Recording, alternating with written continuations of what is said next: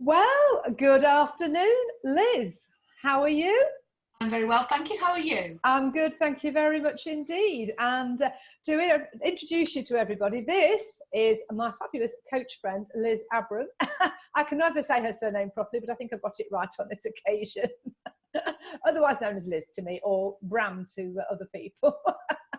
Now, Liz, to some of you, you may well be aware, is one of the SAS Who Dares Wins team, and has a lot of accolade for all that she does with them. And it's always very insightful talking to her about what's been going on. There are other areas that she works in as well, with the British Horse Sense team with Monty Roberts. And first option, hostile environment training, which sounds fascinating, which has also seen her interrogate Louis Theroux in a field. We have to get to the bottom of that. And working with Ollie Ollerton at Breakpoint. And she's got some other new exciting adventures coming up soon as well in collaboration. So I'm really keen to find out a little bit more, because I do know some with her being a friend, of her route to where she is right now, because I personally find people's backgrounds and careers fascinating. I always have done, which is probably why I've been in the recruitment and coaching for 32 years, well, along the lines. So Liz, let's start wherever you want to start. Please do tell me where it all kind of started, whether it be sort of growing up, school, education. Where would you like to start and help share your journey, your career journey? Well, I've had a few conversations recently about growing up in the 70s and early 80s, because I'm very old now. And remember the half-hour stint we used to get with the careers teacher, right? Which was usually quite an uninspiring, right? You could go into hairdressing, or if you're quite clever, you could go to college and do something secretarial, or was it? It was a bit like that in the 70s. You've had more choices than I did. And I remember at the time, and I mean, okay, so I'm 53, so I would have been 16 in 1982. And I kind of wanted to do something that I could find exciting and challenging. I never liked the idea of doing any office work, because I thought, I don't know whether I'm much good at that. As it transpired, I'm utterly rubbish at anything to do with office work. I mean, I can, but it just drains the life out of me. So I ended up going to study languages. I did German and Spanish at Salford University, and from there I didn't quite know what to do with myself. Did a further year of study, which was international marketing. Mm-hmm. And at the end of that, I thought, I'm not sure about this. And I went down to two routes I tried. I tried to join Northumberland Police, and I also tried with the RAF. And it was the RAF that ended up being my chosen path. Although I didn't quite, I mean, I wanted to try and be a helicopter pilot, but I was 23 at the time when I went for doing the tests and what have you. And I now know, apparently, that when you go and do your aptitude tests, they add a little bit more of a pass mark on for every age you are for pilot. Oh, really? Yeah, they need to get their money's worth, because at the time, it cost about 3 million quid to train a pilot. Yeah. Wow. If you think of all the fuel and all of the time, and it's a long time. So for a fast jet pilot, it costs a lot of money to put them up there. Wow, never even thought about that. Never crossed my mind.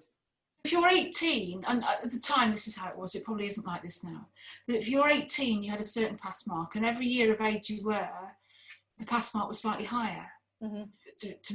to make you a safer, yes, yeah, as possible. And so I didn't quite get there. Had I been a bit younger when I went in, I might well have achieved that, but I didn't. So I went in as an educator, which frankly, I was excited to be going in to the Royal Air Force as an officer. That was ace. That's what I wanted. But I wasn't quite that excited about going in as an education stroke admin officer, probably because the word admin scared the life out of me. Yes. And to be fair, it wasn't quite as sexy as I'd hoped. No. Did just to backtrack slightly though, did you go to university before you went to? Yes. I thought you said you had previously in conversations. So what did you do at university? German and Spanish. German and Spanish, and it was from there that you then went to the RAF. It was I went to Sunderland Poly and did a year's postgraduate diploma in international marketing. Right. But I am not in any way a stunning scholar, not at all. Not at all. I'm reasonably clever. I'm reasonably good at languages because I will sit and listen and mimic quite well. But the grammar is something I have to work at. And and I am not an ace student, but I did what I needed to do, but I wasn't brilliant. But I'm quite a talented, I now know, I'm a reasonably talented communicator. So I would say a first-class communicator. Thank you very much. Sometimes.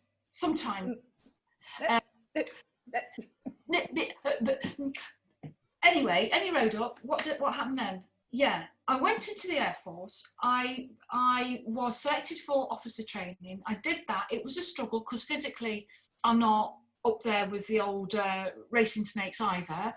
But a lot of it is up here, isn't it? And I found the wherewithal and got through my RAF training.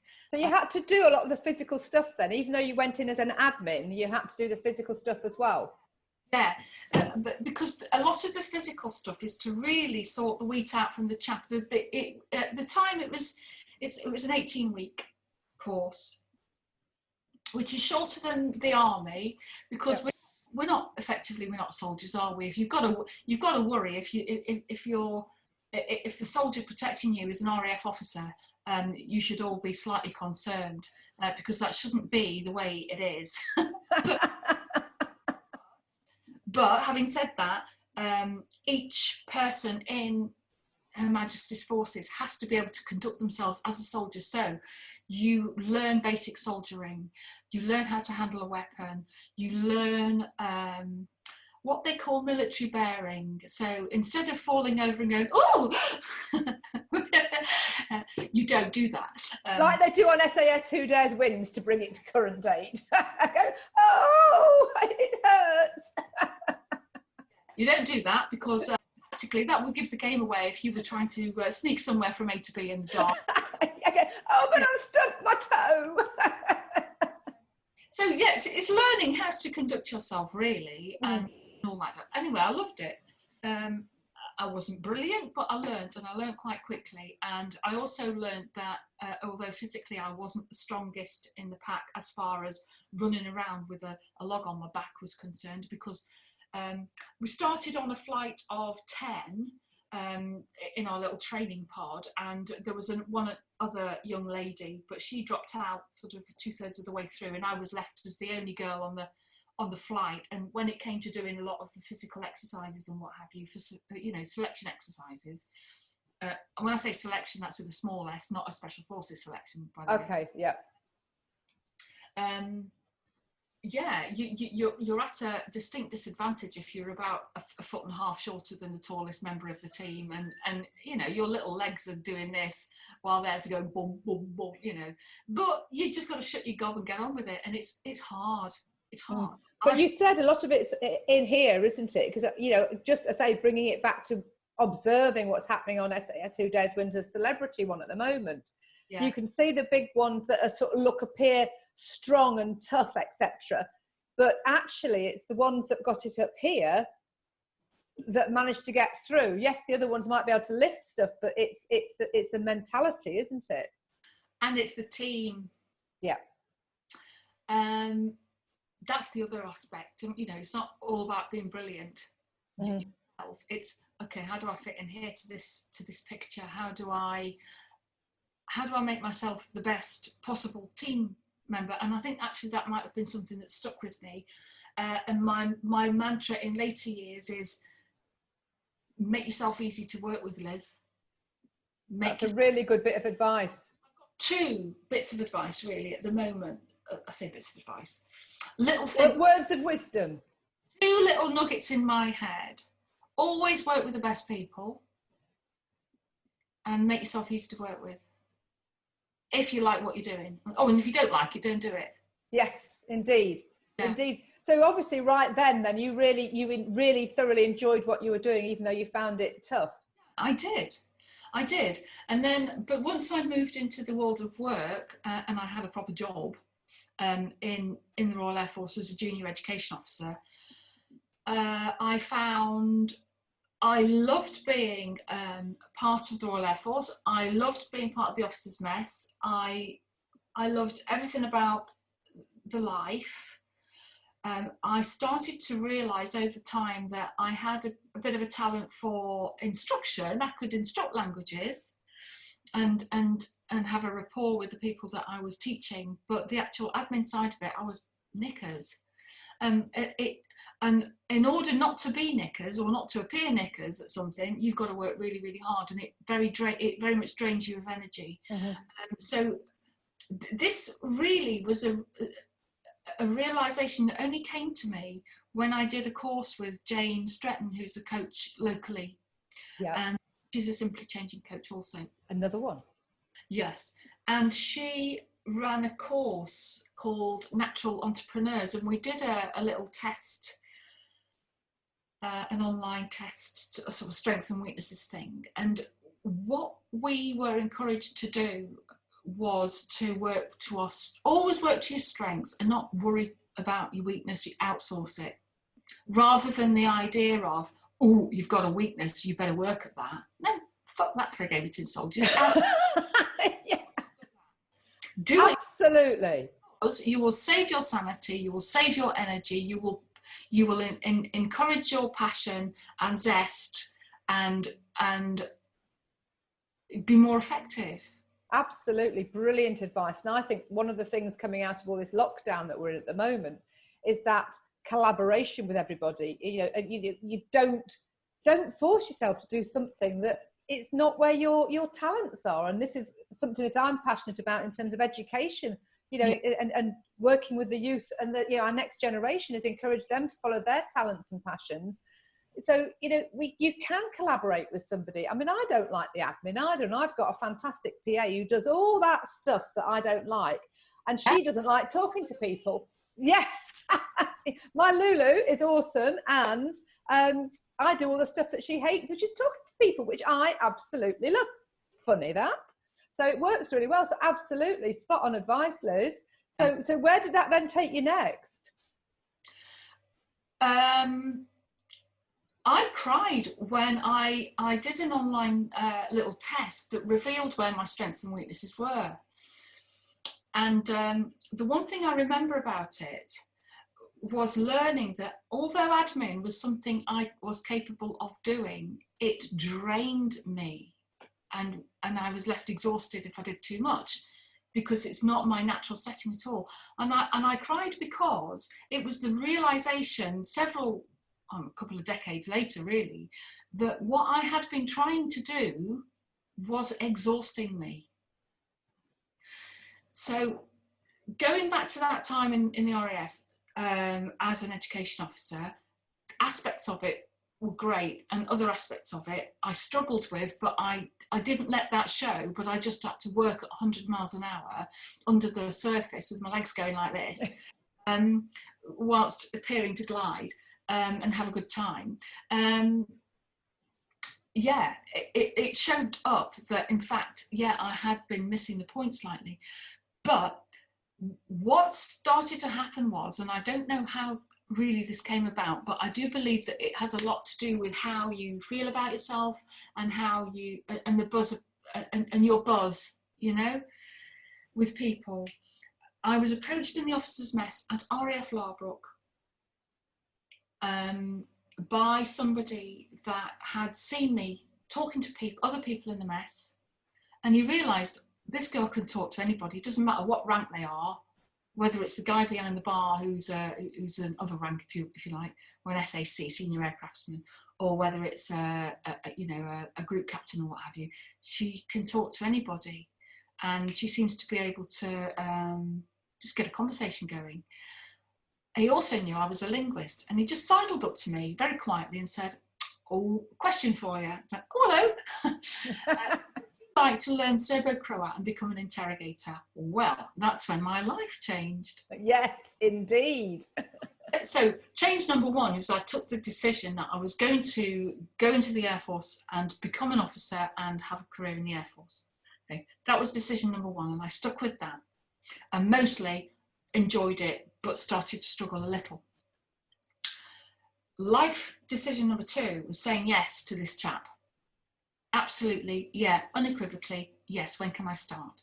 Brilliant, because you recognise that opportunity, and it well, let's say ticked all the ducks that you perhaps hadn't even thought about lining up, but it was your communication skills, your linguist skills, that wanting for a challenge, that something more exciting that wasn't going to be administration, and that's why it sort of lit up everything within you. And yeah, let me tell you that at that point there wasn't a thought process, there was a hunch. Yes. Yeah, that's what I mean. You didn't actively, consciously be aware of this is what you wanted to do, but the instinct within you told you this is right, it feels right, the opportunity, and you grasp it, which is something that's really important to people to understand, that when you get an opportunity like that, and if it feels good and it feels right and it feels there's something really positive within you, it's to grasp it because it's an opportunity being presented. There is a certain mantra which I kind of like, which is "fuck it, what's the worst that could happen?" Exactly. Well, that's one of mine from when I was growing up, for my recruitment. What's the worst that can happen? So no, anyway, if you don't make the call, it's those sort of positive mindset stuff. So yes, so you were presented because they could see that you had that natural rapport, which is one of the NLP foundations, of course, and we use within coaching. And you were obviously recognised for that, and you said yes. So what happened next? So I went back to the UK from Germany, and I did 3 years in post.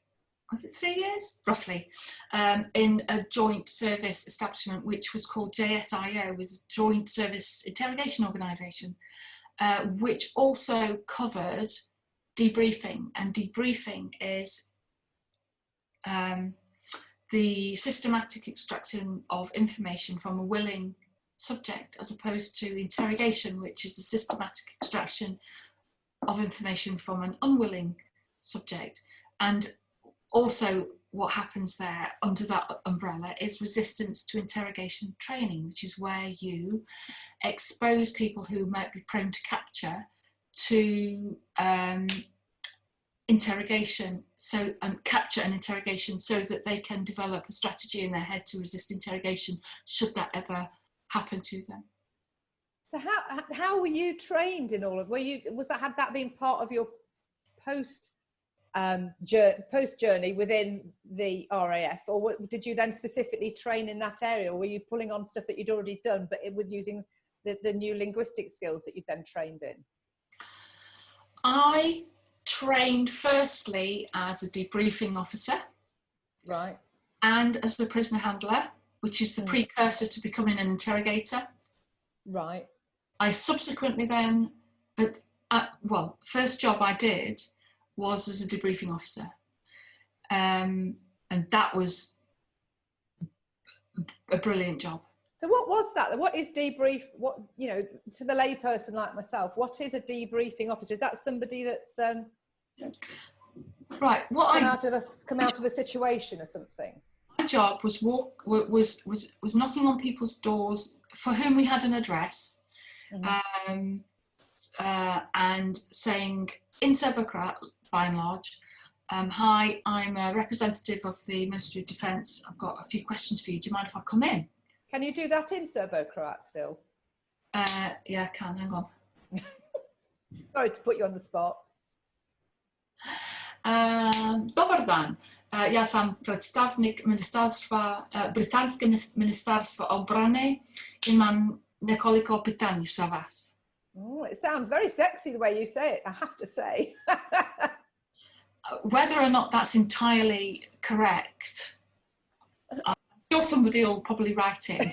Yes, maybe we get some comments on the on the chat. When was I doing that? That was 19. You might get somebody saying, "I'll be round in 5 minutes." That little phrase is 20 years old in there. I had to dig that right out. Oh, well done, well done. Golden enough sobercrite to get myself over the threshold and to get myself a cup of tea and say, you know, right, okay, and to do an initial little chat with them. They didn't have to let me in, by the way. No. They weren't obliged to, but quite often they felt that because we'd offered them, you know, shelter, so to speak, and they were refugees over here, that it was the least they could do, and they were quite happy to talk to us. So that was great. Okay. So yeah, any road up. I also then, under the umbrella of the same organisation but the other side of it, undertook interrogation training to be an interrogator, and which was a little bit different because at the time we still didn't expect the people that we were interrogating to say very much apart from yes sir, no sir, I can't answer that question sir, to be fair. Yeah. But nevertheless, it was still a very valuable thing to do because I learned a lot about non-verbal communication. Okay, but then also I really enjoyed the training aspect of training somebody to resist interrogation by exposing them to it. So that's essentially what we do on SAS Who Dares Wins. Oh, okay. So can you sort of talk us around that then? What is that concept? Because it's, you know, it's really interesting. Because I mean, obviously, it's quite a unique skill and talent to have. Hence, and we'll obviously get this linked together in a minute in terms of where, you know, and how you ended up on SAS Who Dares Wins, because obviously all these skills, all this stuff, all this rich texture of your experience in your career is what has eventually it's eventually brought you to arrive at where you're at right now. So what does it involve with resistance training? Yeah, so how does, because obviously you're training people to resist interrogation, aren't you? Yeah. Well, to be honest, they're training themselves. You're just giving them the backdrop within which to do it. You're facilitating it. Back on the red. Back on what did you say? Putting a bag on the red and sticking them in a room. But essentially that's what you're doing. You're creating a hostile environment as a backdrop within which that individual will actually train themselves by going through the process. Yeah. You carefully manage that process so that it's not dangerous. And also so that they don't injure their mental health, because you put, as a trainer in front of them, you're interrogating them, but you're holding them as well. They don't know, they don't realise this, but you're holding them a little bit like a coach does. Yes. And safe. So that when you start to see bits falling off, you go, oh, okay, and you back off. You let them sort of regain a little composure before going around the other side and going, wonder what happens when I do this then? What happens when I poke that? Oh, I say, right, okay. And you don't break them. You never break them if you're training them to resist interrogation. You enable them to reassemble themselves, regain and become resourceful, so that if they're ever in that scenario for real, they've ever been captured for real, they are aware of the sort of tactics that might be used against them and how they can engage the right part of the brain to resist the line of questioning, to cope with the stress positions, what to expect in a room, you know, all of that jazz really. Yeah, so what you're doing is training their neuro-linguistic pathways to connect together, and you're educating them. So as you say, you're not pointing the tape as that point of that break point, if you like. You are leading them up there, but then they've already learned all of those steps. So they're sort of 95% prepared, and they've only really almost got to engage that last 5% when that scenario, because they've got that learned behavior to draw upon. Yeah. I wouldn't say 90. I don't think anybody can be 95% prepared. Okay. 50% will do. Okay. Yeah. You know, is that part of your 50% that we've discussed before? Yeah, only 50% of a plan. The rest of it is coffee. Yes, I love your one-liners are great. 50% planned, 50% coffee. And do you know what? Why not? The perfection is in the imperfection. Like you did that wonderful blog about sort of the Japanese and the broken vase, and the fix with the gold becomes the pattern, becomes the texture, becomes the beauty. So you've got some fab one-liners, Liz. Yeah, it's true though.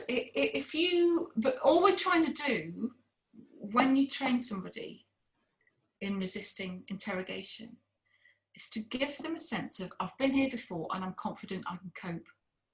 My head won't break.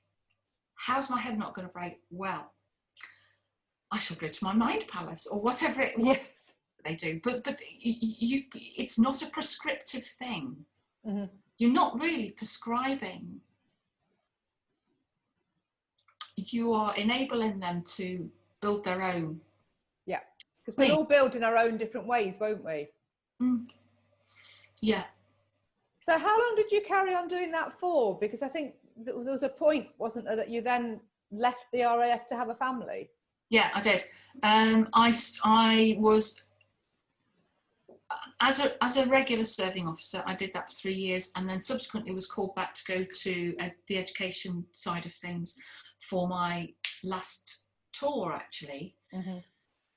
which I did, and that was okay, but you know, I was a bit sort of. I married Steve in 1995. He was a serving army officer, and it dawned on us both that actually it wasn't going to work very well for us, both being serving full-time officers, but in different services. Mm-hmm. So I left and was pregnant with Sam when I left. But the day after I had officially exited the regulars, I went into the reserves, into a specialist squadron of interrogators. Oh, linguists, where I lived happily with that odd, crazy bunch of misfits for 10 years, and it meant that I was dropped my pen. I was twiddling. Oh no, not twiddling. So I had the children, and during the week and most of the time I was a full-time stay-at-home mum, because that just was the only way it was going to work. We were away from family and often we were in Germany and stuff. But at the weekends and for the odd midweek one as well, latterly, I used to go and do training weekends with the squadron. Actually, not so much when I was in Germany and the children were tiny, but when we moved back to the UK, I did much more of that. And so I regularly was a contributor to the resistance to interrogation training exercises, and I did a lot. So I did a lot over that 10-year period. So you really did keep your hand in, if you like. Yes, I did. So how did it then come about? So you were doing that then, and I know we've had a conversation about this previously, because it kind of came out of the blue, didn't it? The opportunity to work with the SAS team. Oh, I got a phone call. Yeah. Somebody, a junior researcher, phoned me up and said, "Hello, I hear you're the girl for the job," and I'm thinking, okay. Very good of you all. And I actually was a bit cool and said, "Do you think I could call you back tomorrow and just have a think about it?" So yeah, you probably thought I was a right cool cucumber. I was thinking,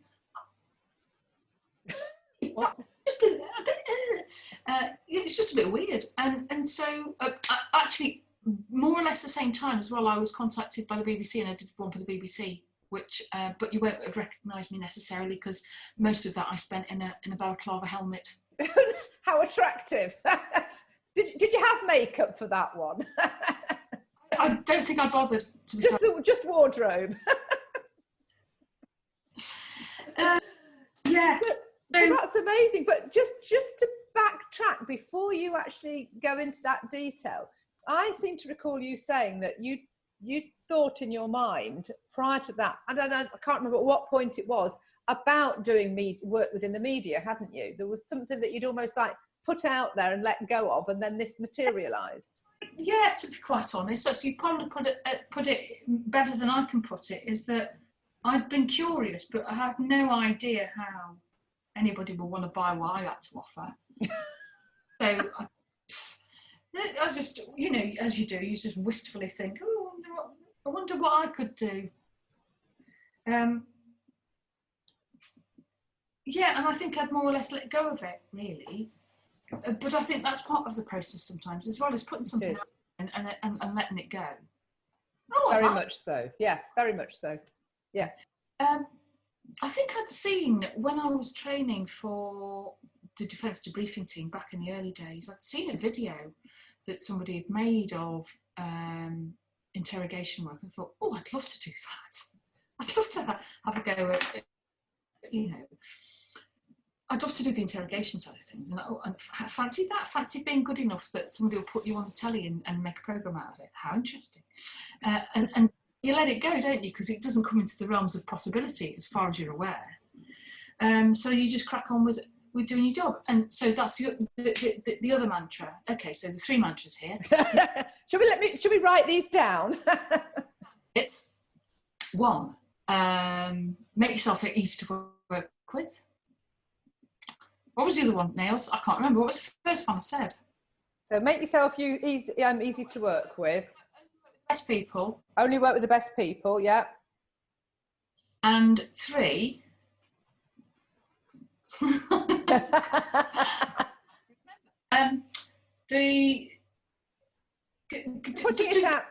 it out there. No, put it out there, but just concentrate on doing the best job. Yes. Easy to work with, and concentrate on doing the best job you can. Yes. With what you have, what you know. And there's a level of that, isn't there, of authenticity, which sometimes I think, particularly when you're younger, you can have that bashed out of you somewhat, and you start to think, well, in order to be accepted in a certain sphere, I need to be a certain way. This certainly happened for me. I was reasonably authentic, and then I kind of grew into being less authentic, because I thought that's what I needed to be in order to succeed. But as it transpires, that's not the case. But what people value most of all is when they see your authentic self. Exactly. And I think that is so true, and such a good point to raise, because you can only be yourself, and if you are not, you don't come across as genuine, then people don't buy into you. And that's why we love you, because you say it how it is, you use your own language. But you're right about how people, and I think when you're growing up, you feel that you need to do a certain thing to fit in, because you're getting all this, you should be this and you should be that and you should be the other.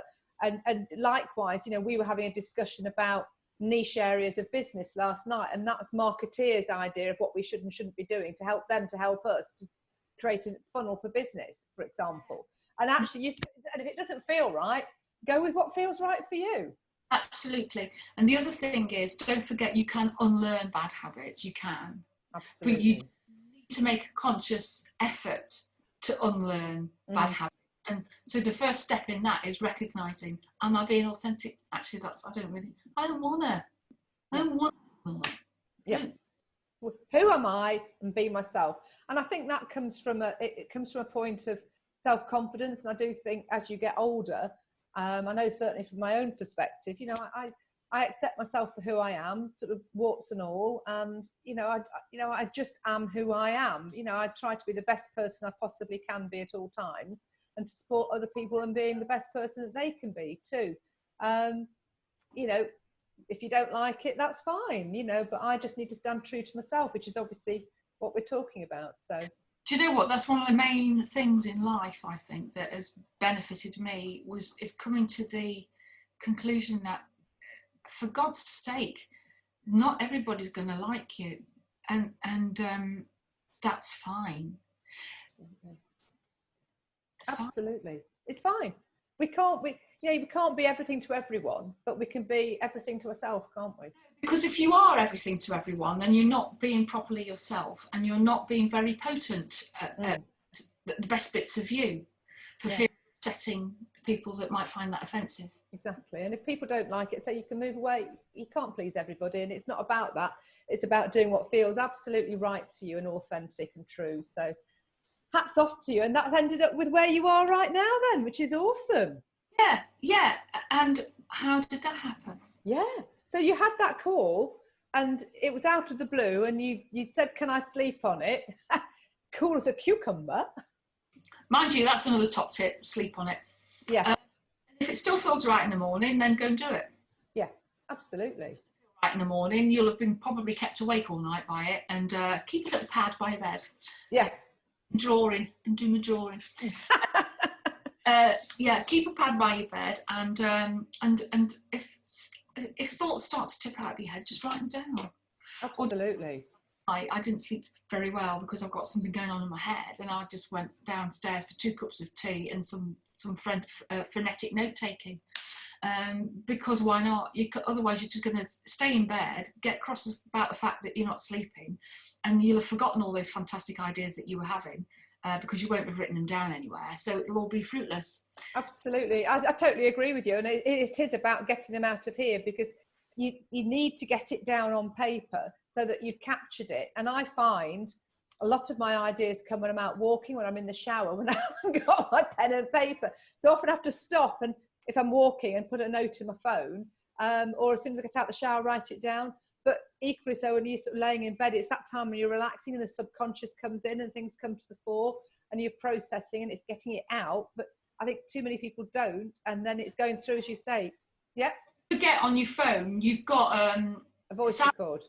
Yeah, I mean, this is a note to self. Why not? Absolutely. So you took you slept on it, you woke up, you got back into your cucumber state, and thought, well, what's the worst that could happen? They could make me look like a dick. Is it in their best interest to make me look like a dick? No, probably not. What's the worst that could happen? You could look like a dick. What's the best that could happen? I don't know. Who knows? Let's go and find out. So, yeah. So don't be afraid to look like a dick, I would say. That's another good one. Absolutely. You sometimes look like a dick. Well, life's not a perfection of Instagram, is it? No. So don't be afraid of coming across as an idiot sometimes. No. Because we all are, aren't we, sometimes? Oh, God, yeah, crikey. I just sort of launched myself in. I'm an activist by learning stuff, so I'll just launch myself in and worry about it afterwards. Just go and do what you need to do. So because I said yes, I've been in every single series, actually just apart from the one that's currently airing. I didn't do the celebrity one, but I was there in Rassay for the civilian one the week before. Yes. So I've been there from the start. Which is incredible, isn't it? Absolutely amazing journey. It is not lost on me how jammy I am. But you're brilliant at what you do, Liz. And you, as you say, you've made yourself easy to work with, which is why people want to work with you. You be the best person that you can be. You're authentic. You are only working with the best people, and it's working and it's happening. And that's why you're still there. And off the back of that, can you share that lovely story about how you ended up working with the British Horse Sense team with Monty Roberts? Because I think that's pretty awesome in itself. Right, this is weird. Two things happened. First of all, my good friend Toby, whom I'd served with at Larbrook all those years ago at the end of the 1990s, actually. Yeah, golly, blimey, really? Yeah, it was. Anyway, whatever. Was it? No, it was the early 90s. I'm watching your eye accessing cues. Visual remembered. It was 91, 92. Anyway, good old Tobes and I had been really good muckers when we were at RAF Larbrook, and then had gone our separate ways, and I'd gone and done this and he'd done the other. He was watching well, I think moreover his wife was watching SAS Who Dares Wins one night and said, God, that woman's a bit scary. And Toby's very much the archetypal English gentleman type. And he sort of looked down, you know, this is his telegraph.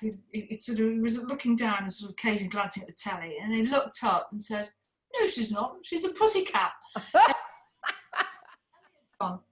What, you know her? Oh, yes.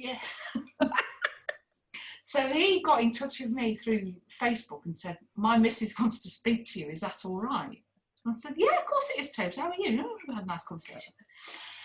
And Ellie rang me up and said, we wondered whether you might be interested, because apparently you're a coach, in coming to see what we do. So yeah, I'd love to. Because we run a program with horses, working with horses, specifically for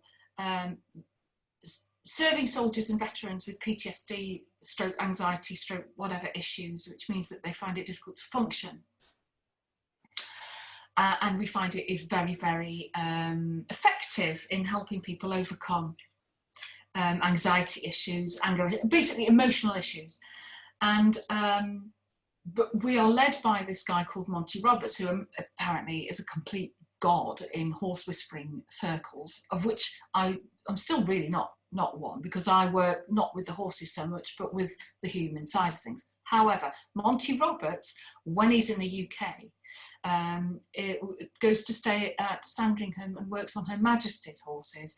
And when he's not doing that, he's back on his ranch. He's an 84-year-old cowboy. Oh, wow. In the US. Anyway, so I had to go and meet Monty, because the story is that Monty, being 84, is less inclined to make it over to all of the UK courses now, because we're having more of them, and the travel is a bit of a nightmare to do all the time. I mean, he does touring, but he can't spread himself that thin. So he needed a person to be on hand to do what he felt he was doing, which was communicating on a one-to-one level with these soldiers. In fact, what he was really doing was more of a mentoring thing than a coaching thing. But I go there and work in that capacity as a coach with the soldiers.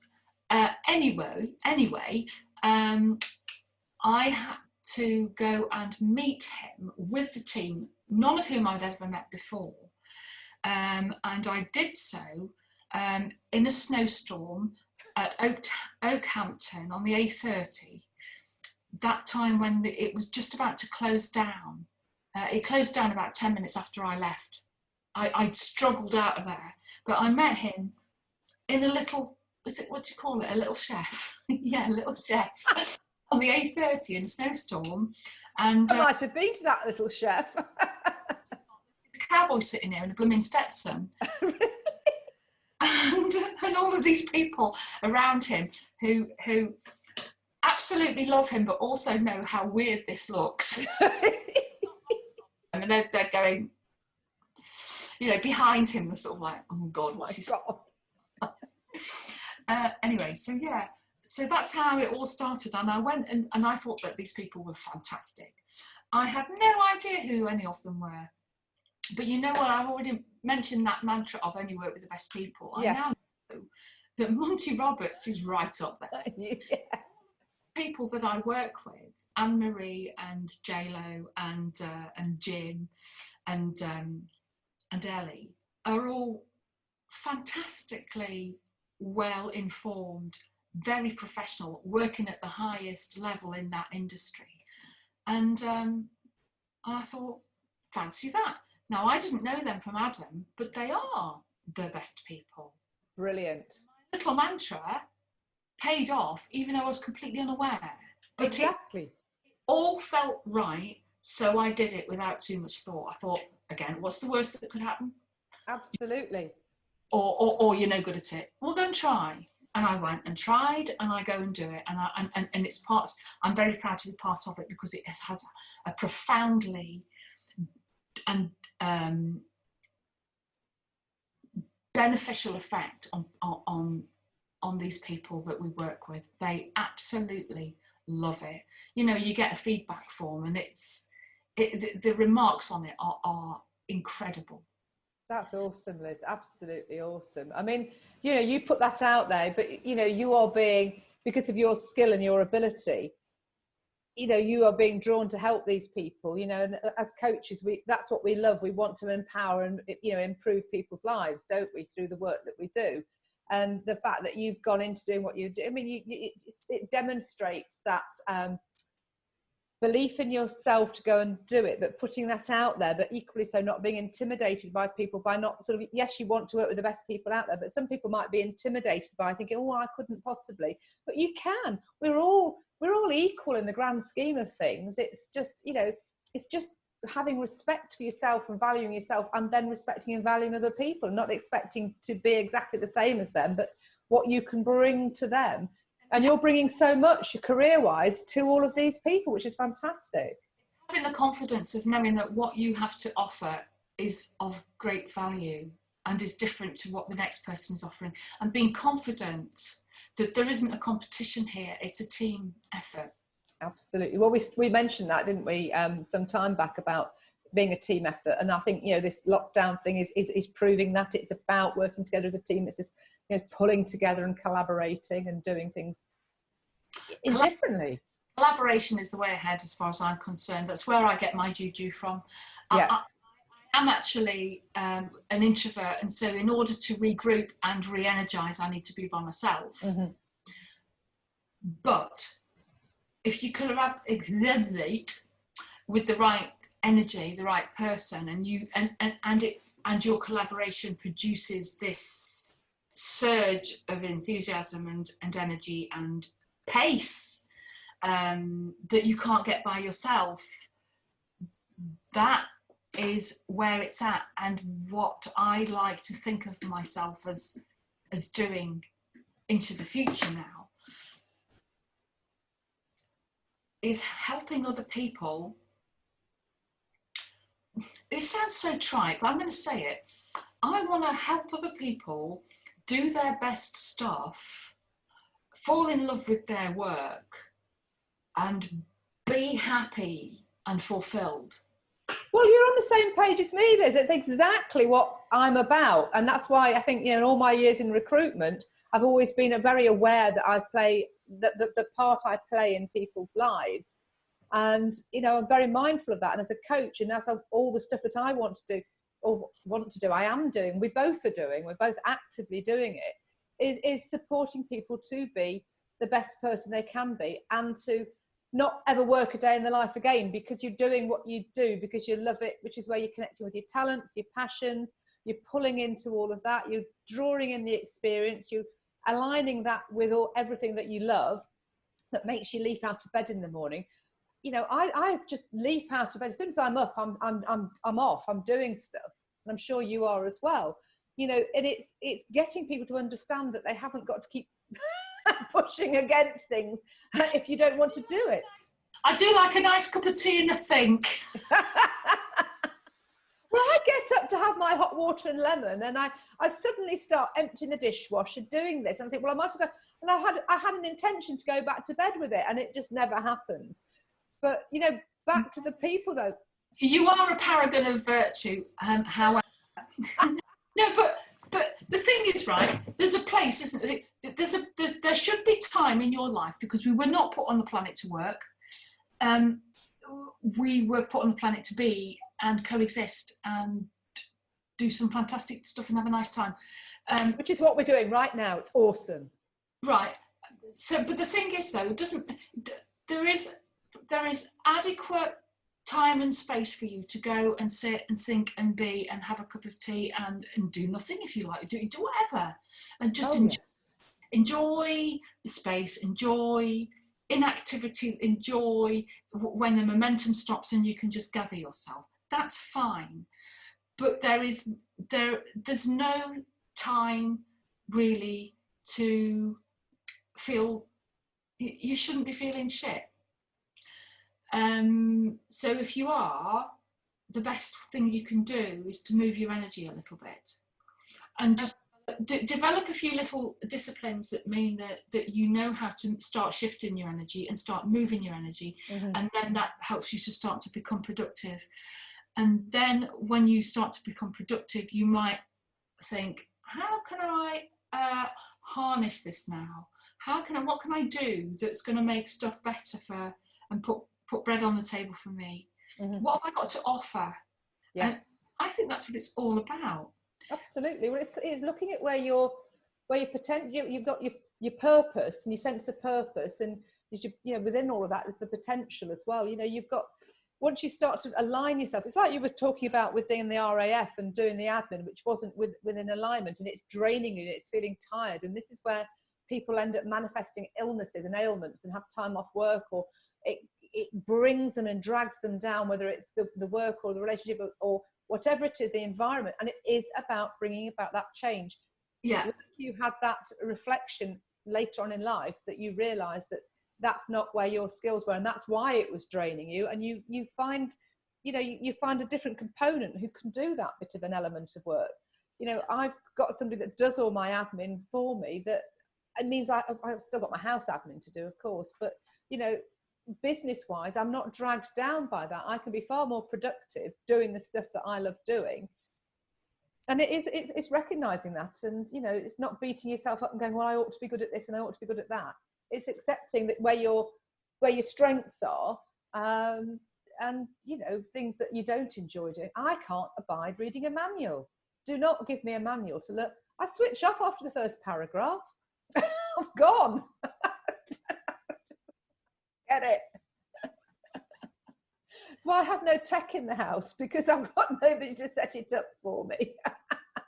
But you know the man who can, so go and ask him. Yes, maybe. Knows how to do that stuff.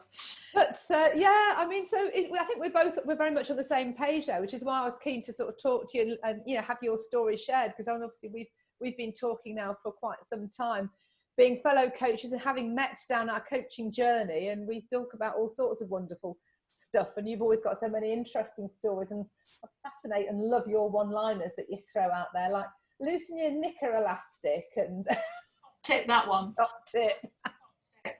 Which is absolutely awesome. But you've got the stuff that you've been doing, like the hostile environment training with journalists like Louis Theroux. I mean, I bet that's another interesting story. Maybe shall we end on that? What do you want to know about that? He was brilliant. Absolutely.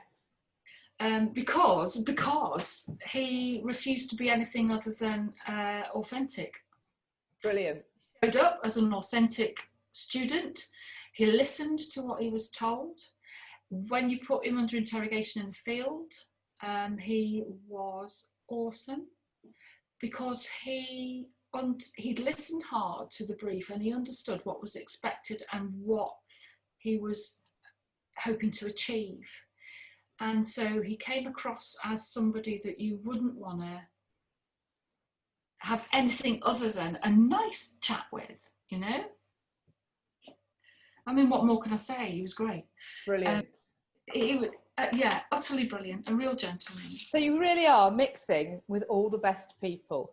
So really, from the conversation that we've had about your career, your mindset has very much, you've focused on what you've wanted.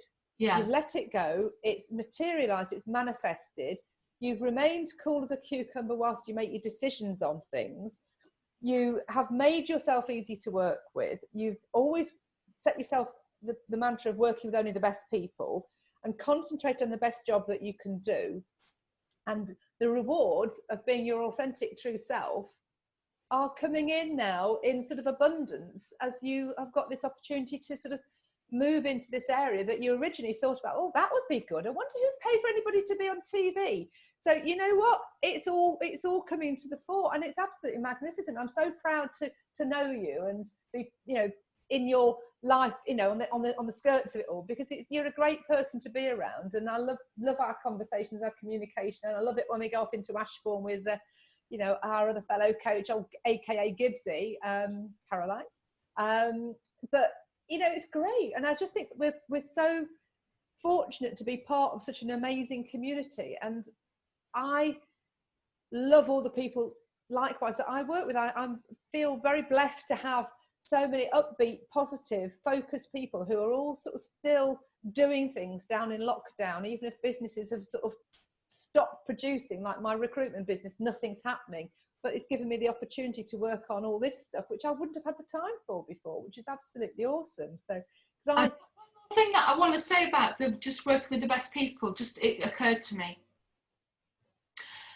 I don't work with the best people because I necessarily think that I'm brilliant. I work with the best people because I want them to bring out the best in me. Perfect. That's a great caveat. It is important to accept your own limitations, vulnerabilities, and expose those and be honest. Yeah. You know, so I would just put a caveat on that, saying, yeah, absolutely, only work with the best people, or the best people for me at this time. Absolutely. But and do you know what's part of that? It's because it's part of your personal development, because if you're working with better people, that brings you along, and the more you come along, the more you can bring people along with you. And as we rise and raise our level of I tend to refer to it as vibrational frequency, but it's our level of understanding and our wisdom and our ability to help others, because you cannot go down. People have to come up to you, and if people try and pull you back down, it's because they run from a point of fear, and they can't cope with you sort of widening that gap between you and them, but they don't know how to follow. But they can only follow you if they follow you, but you can't go back down. It's a bit, I'm not explaining that overly well, but you think you know what I mean.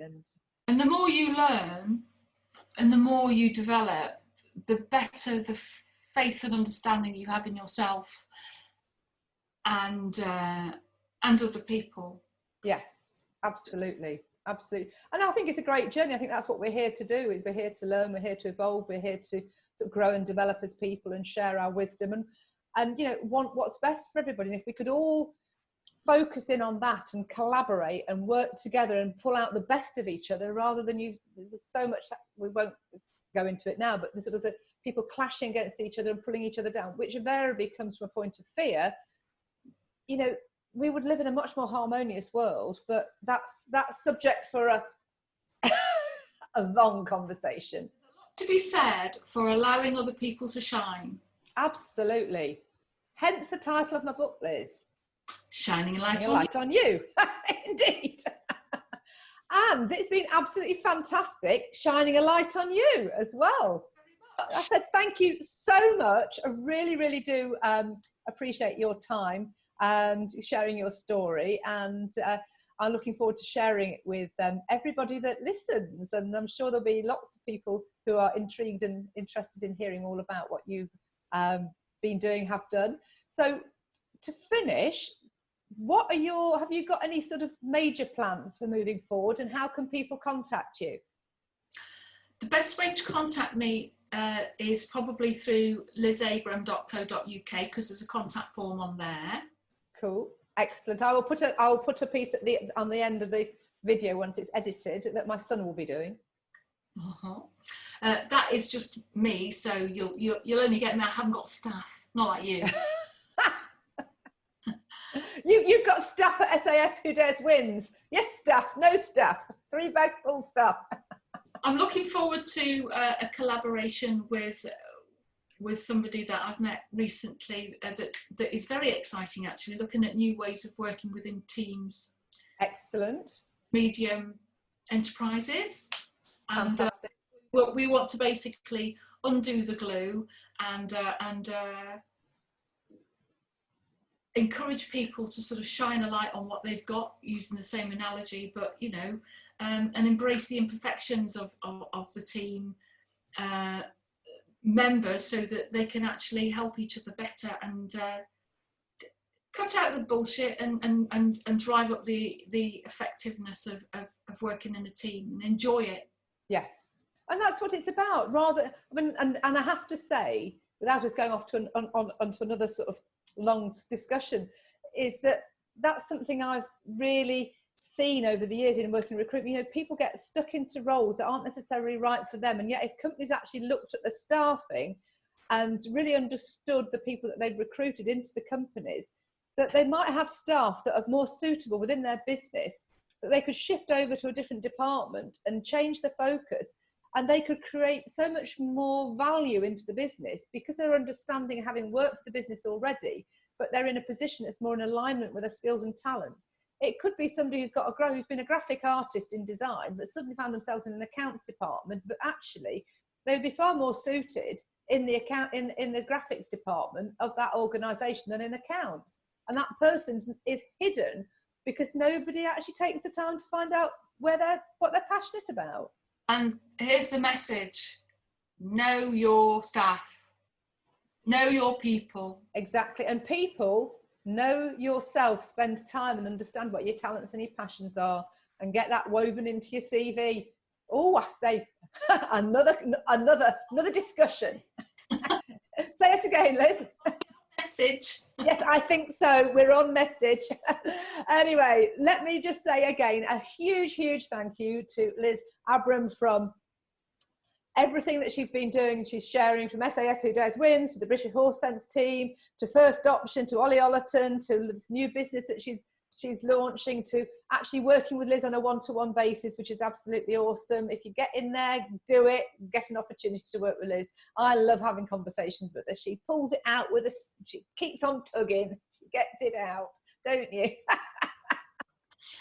So thank you, and I am wishing you the very best for the rest of the day, the rest of the week, and let's see lockdown unlocked, and you could unglue lockdown. That would be good, and we can all move forward with our new ventures. Thank you so much. See you soon, mate. See you soon.